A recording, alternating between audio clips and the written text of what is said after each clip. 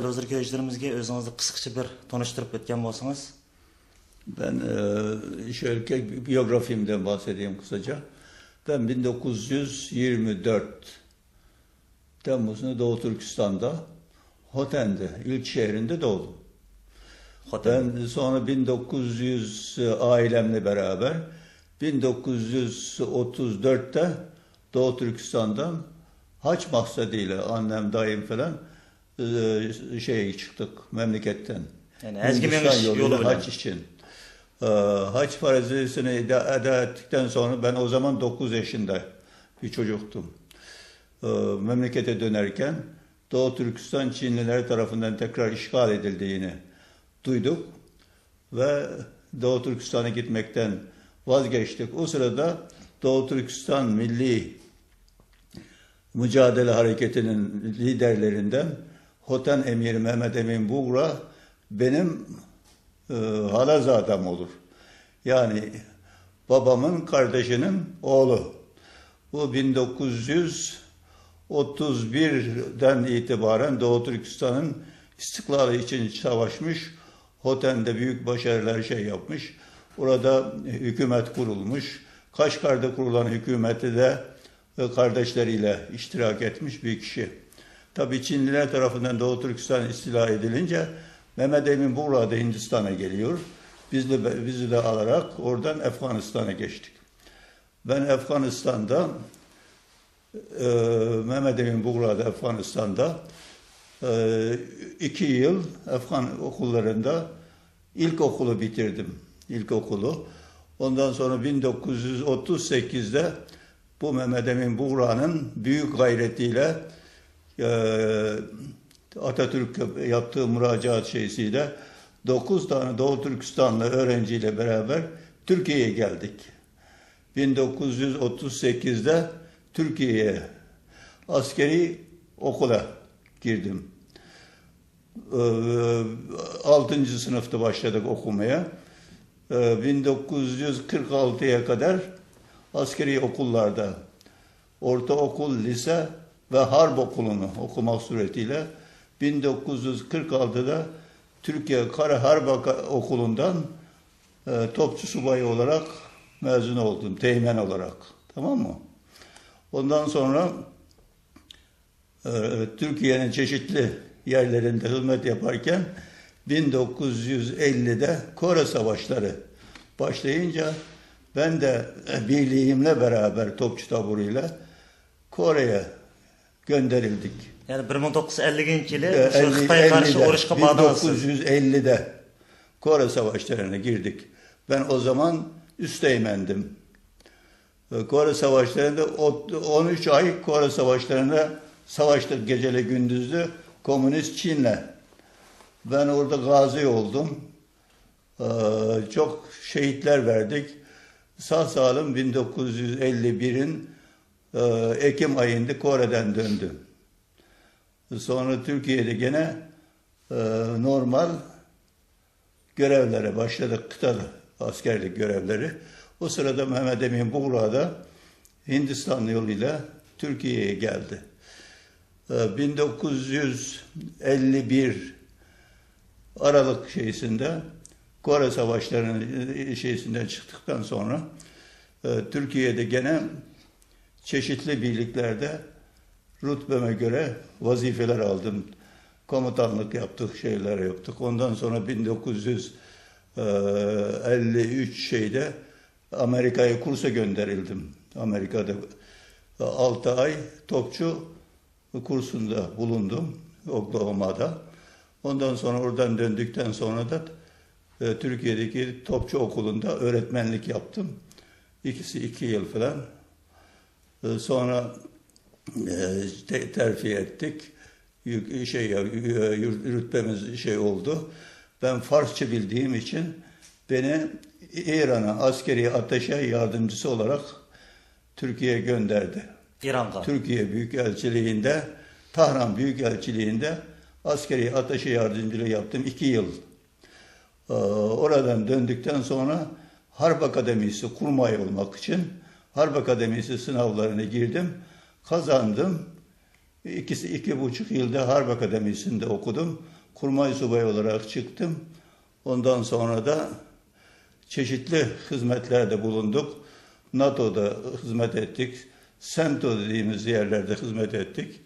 Ondan sonra 1973'te general oldum. Yani Türk ordusunda general. Generallıkta işte 75'e kadar 77'ye kadar general olarak Türkiye'nin yani Uygurlardan hizmet tuncu bir ettim. generalsiz bopsiz General yani. oldum. Ondan sonra SENTO dediğimiz merkezi antlaşma teşkilatı. Amerikalılar var, Türkiye var, Amerikalı var, İngiliz var, İran, Pakistan'dan teşekkül etmiş bölgesel bir savunma paktında kurmay başkanlığı yardımcılığı yaptım 2 yıl general olarak. Ondan sonra da kıtada Tugay komutanlığı yaptım 2 yıl. Sonra kadrosuzluktan 1977'de emekli oldum. Emekli olduktan sonra da benim müktesebatım derler.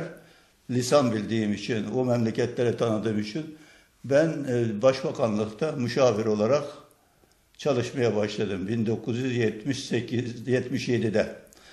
77'den 86'ya kadar başbakanlıkta görev yaptım. O sırada da 1986'da Doğu Türkistan Vakfı kurulması için bana teklif geldi. Özellikle Suudi Arabistan'daki hemşehriler Doğu Türkistan davası için aktif bir faaliyete geçmemiz lazım.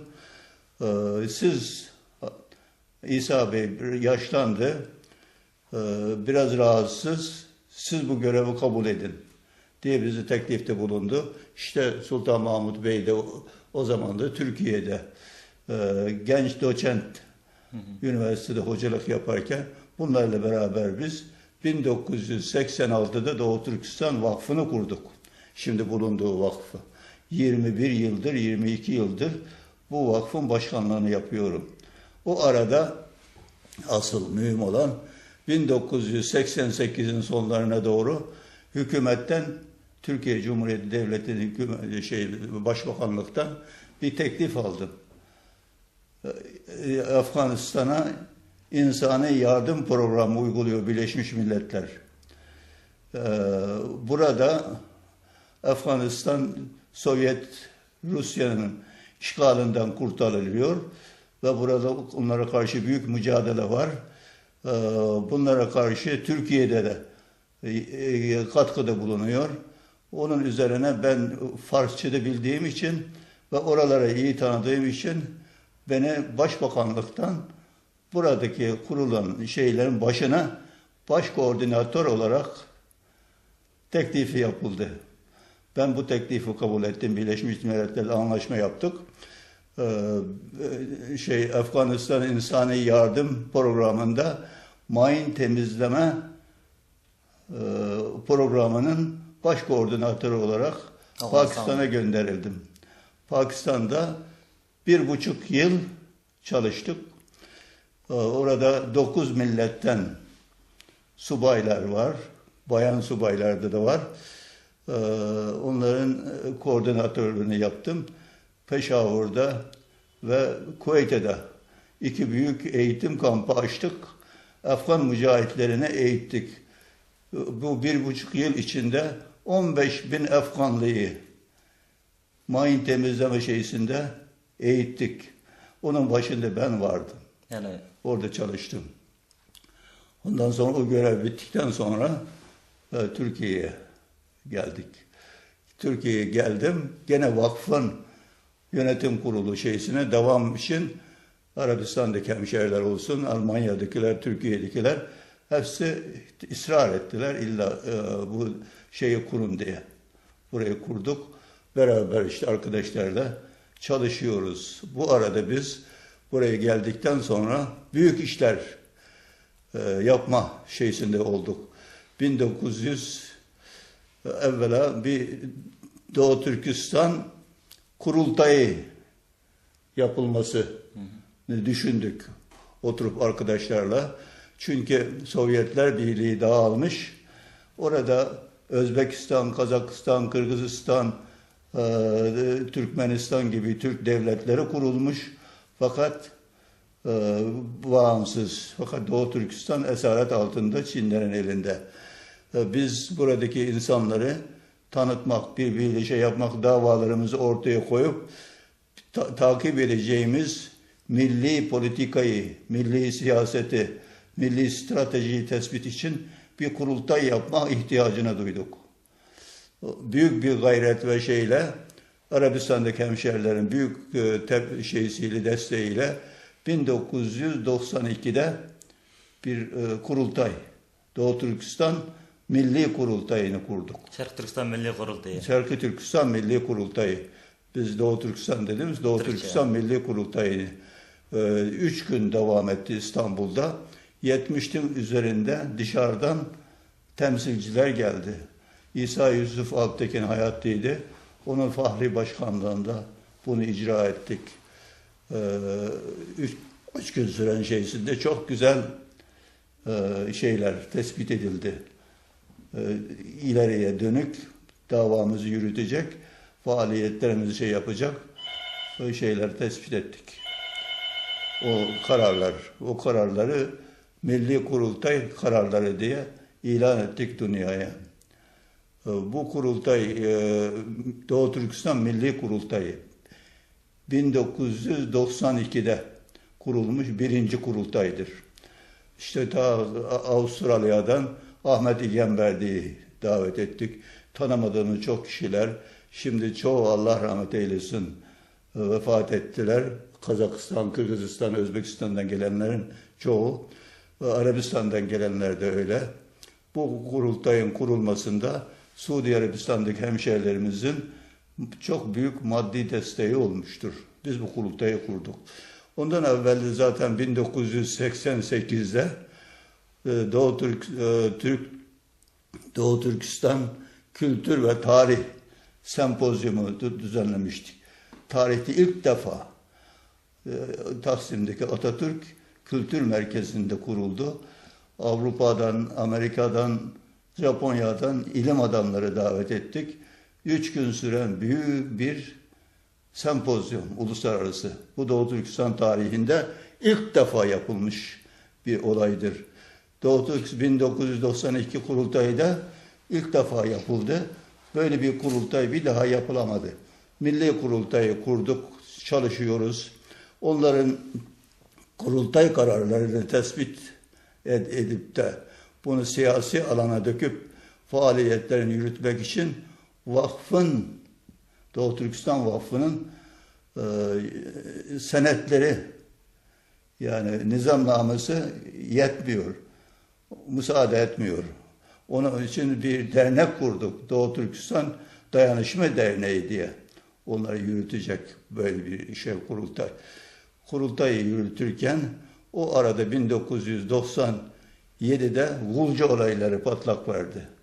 Gulcu olayları hadisesinde biz derhal Doğu Türkistan Milli Kurultayı'nın faaliyete geçti.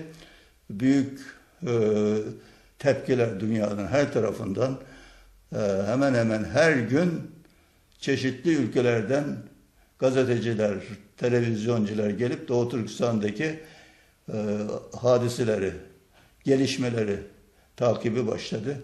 Biz de geceli gündüzlü çalışma suretiyle onlara bilgi aktarmaya, bilgi vermeye çalıştık. Bu Doğu Türkistan ondan sonra oturup bir Doğu Türkistan Milli Kurultayı şeysinin yanında Milli Merkez diye bir merkez oluşturmak ihtiyacını duyduk arkadaşlarla beraber. Bu ihtiyaç Milli Merkez, Doğu Türkistan Milli Merkezi. Bu merkez, bu Milli Merkez adı Büyük Mücahit Mehmet Emin Buğra, İsa Yusuf Alptekin tarafından daha 1950 şeylerinde kurulmuş Türkiye'de. Doğu Türkistan Milli Merkezi diye. Fakat onların vefatından sonra şey kaldı. Biz de Milli Merkezi de kurduk burada. Milli Kurultay var, Milli Merkez var. Şimdi Milli Merkez derhal Çin'in demokratik hareketiyle ilgilenen Amerika'daki şeyler olsun, yurt dışında olsun, yurt içerisinde olsun, Tayvan'da olsun, Çinlilerle diyalog, irtibat kurduk. Onlarla beraber davamızı uluslararası platforma taşıma gayretinde olduk. Bizim bütün gayretimiz insan hakları, hukuk üzerinde yürümek. Doğu Türkistan'daki halkın, şimdi biliyorsunuz Doğu Türkistan'da 30 milyona yakın Doğu Türkistanlı insan var. Bunların %96'sı Uygur, kalanı Kazak, Kırgız, Özbek şeylerden oluşur. Bunlar tamamen insan haklarından mahrum, temel haklardan tamamen mahrum, yok olma tehlikesiyle karşı karşıya olan bir toplum. İşte bunların davasını uluslararası platformu taşımak ve sesimizi yükseltmek için çeşitli yerlerde toplantılar, işte en çok Almanya'da oluyor, sonra diğer ülkelerde oluyor. Türkiye'de hemen hemen her ay en az bir üniversite olsun, bir kuruluş olsun Doğu Türkistan hakkında konferanslar düzenlemeyi şey yapar. Bu arada beraber bu vakıf olarak şeyleri yürüttük. Ne derler ona? Yayın. Doğu Türkistan'ın Sesi dergisini çıkarmaya Şarkı Türkistan Avazı diyen jurnalını çıkarılsın. Sesi dergisi Arapça, Türkçe, Arapça, İngilizce, Uygurca olarak çıkarmaya başladık.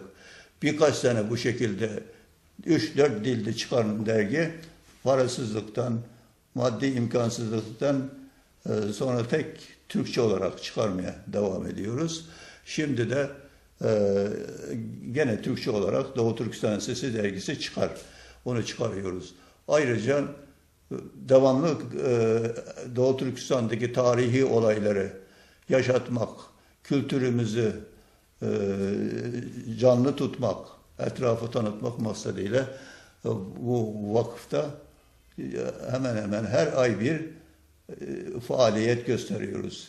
Mesela şimdi önümüzde Kaşgarlı Mahmut için büyük bir sempozyum yapmayı düşünüyoruz, planlıyoruz ki bu yıl 2008 yılı Birleşmiş Milletler tarafından Kaşgarlı Mahmut yılı olarak UNESCO tarafından ilan edildi.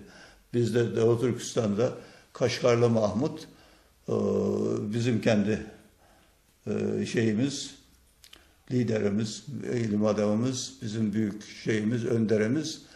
Biz hemen her yıl Kaşgarlı Mahmut sempozyumu yapıyoruz. Bu yılda onu yapacağız. Bunun gibi büyük sempozyumlar düzenleyeceğiz, çalışacağız. Dergimizi çıkarıyoruz. Ayrıca bütün bizim başımıza gelen nedir biliyor musun oğlum? Cehaletten, parasızlıktan gelmiştir.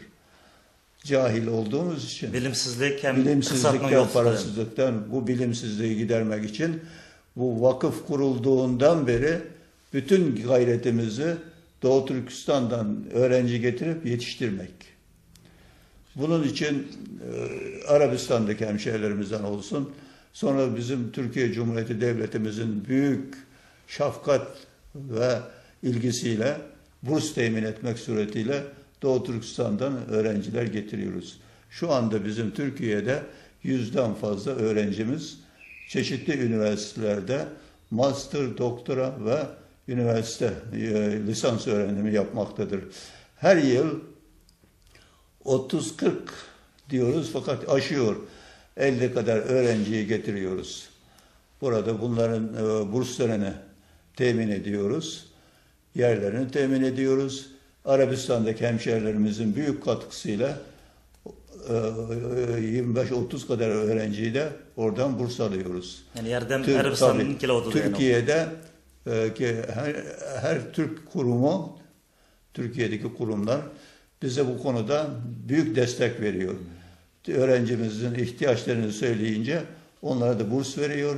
Öğrenciler yetiştiriyoruz. Her sene talep olan, okumak isteyenler bize müracaat ediyor. Araştırıyoruz. Acaba hakikaten bu Doğu Türkistanlı mıdır? Uygur mudur? Kazak mıdır? Kırgız mıdır? Yani Doğu Türk kökenli midir? Bu mühim. Buna göre bizim talimatımıza ve Türkiye Cumhuriyeti Devleti'nin hazırladığı öğrenci yetiştirme talimatlarına göre uyanları kontenjan dahilinde davet ediyoruz. Burada okutuyoruz. Bu gördüğünüz medrese 1720'de yapılmış Damat İbrahim Paşa Medresesi'dir. İstanbul'un en güzel yerinde. Tamam. Türkiye Cumhuriyeti Devleti de bu müesseseyi, bu büyük geniş güzel yeri Doğu Türkistan Kültür ve Tarih sosyal faaliyetleri için Doğu Türkistan Vakfı'na vermiştir, bağışlamıştır. Türkiye hükümetinin evet, yani... Evet. Onun için bütün Doğu Türkistanlılar yatıp kalkıp Türkiye Cumhuriyeti'nin ne dua etmesi lazım.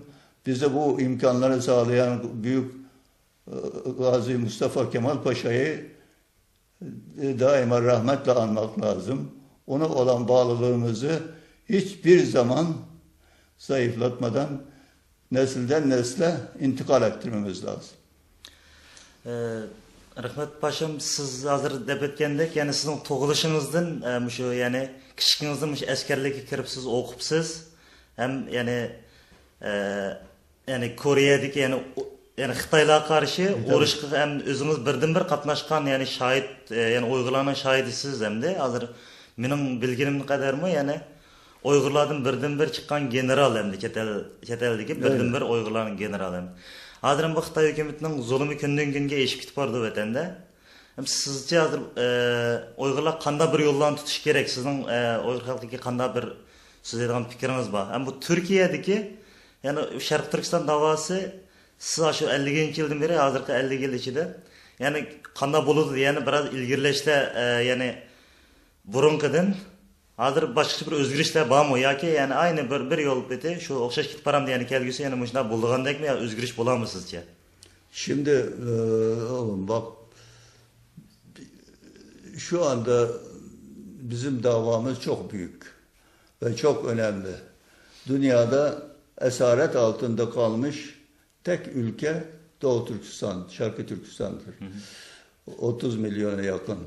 Biraz evvel bahsettiğim gibi bunlar her gün, her an yok olma tehlikesiyle karşı karşıya. Bizim hasmımız, düşmanımız çok kavi. 1 milyar 300 milyon nüfusu bir Çin var. Şimdi Doğu Türkistan stratejik yönden ve ekonomik yönden Çin'in en zengin bölgesi. Stratejik yönden çok önemli bir bölge. Çin burayı nerede pahasına olursa olsun Çin dünya yani süper devlet olma peşinde olan bir devlet. Evet.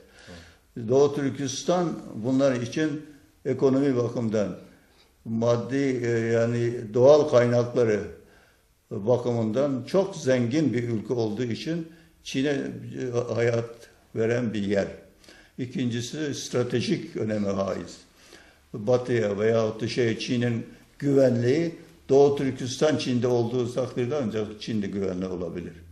Karşı yanında Rusya var. Rusya her gün o da büyük genişleme şeysinde Batı var, var. Buraya Doğu Türkistan bir şey gibi, kale gibi Çin orayı tutmak durumunda. Onun için bizim şeyimiz çok önemli bir mücadele şeysine girmiş durumdayız. Bu mücadele silahla mücadele yapılacak güçte değiliz, durumda da değiliz. Biz hakkımızı, durumumuzu Batı'ya, Japonya dahil, Batı deyince onlar dahil, hepsine derdimizi anlatıp bizi onların yardımını talep etmek. Çünkü dönem insan hakları devridir. İnsan haklarından mahrum bir devlet, bir millet yaşayamaz. Bunu biz şeyleri anlatacağız. Batı'ya anlatacağız. Doğu'ya anlatacağız. Her tarafı anlatacağız. Çin'e anlatacağız. Çin'e evvela Doğu Türkistan'ı tanıtmak lazım. Çin halkı Doğu Türkistan'ı bilmiyor. Ancak bilen varsa şeyler. Doğu Türkistan Çin'in bir parçası değil. Ne kültür bakımından ne şey bakımından hiçbir alakası yoktur Doğu Türkistan. Burası tamamen Türk ırkına mensup. Bambaşka bir millettir. Dil başkadır. Adet, örf, adet, yaşama şeysi başkadır. Burası başka bir ülke. Buraya hak hukuku, mesela Çin Anayasası'nda çok büyük haklar vermişlerdir. Özel bölge. Çin 1955'ten sonra Şincan Uygur Otonom Bölgesi diyor.